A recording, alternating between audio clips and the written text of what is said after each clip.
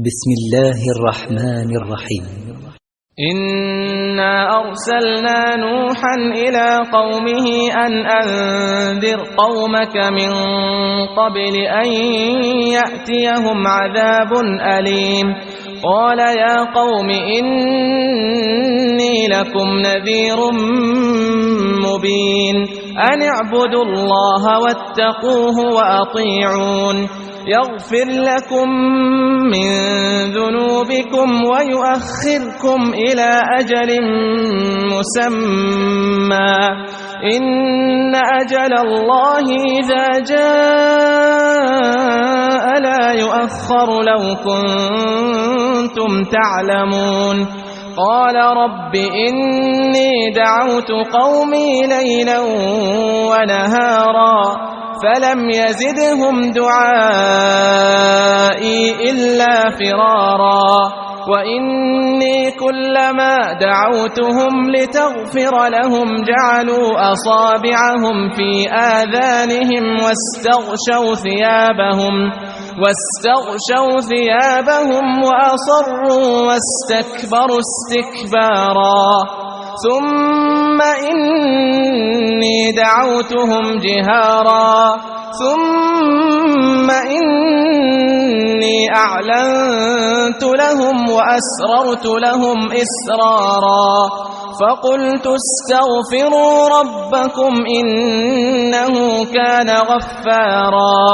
يرسل السماء عليكم مدرارا ويمددكم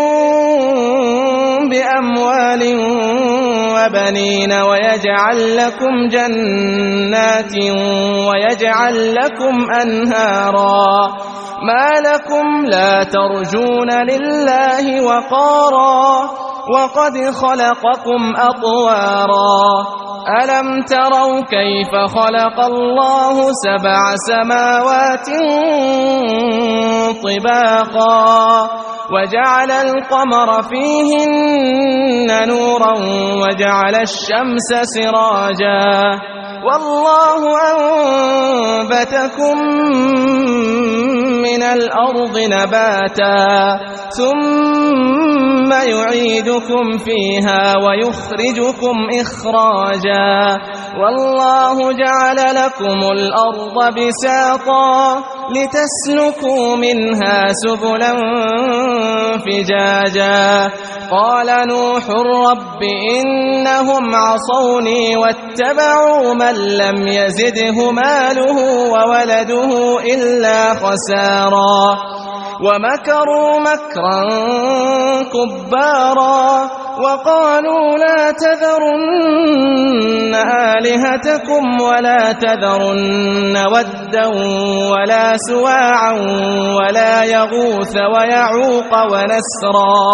وقد أضلوا كثيرا ولا تزد الظالمين إلا ضلالا مما خطيئاتهم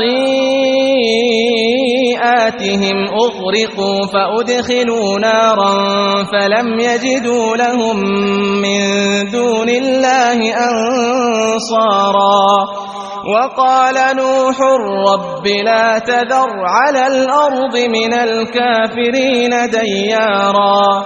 إنك إن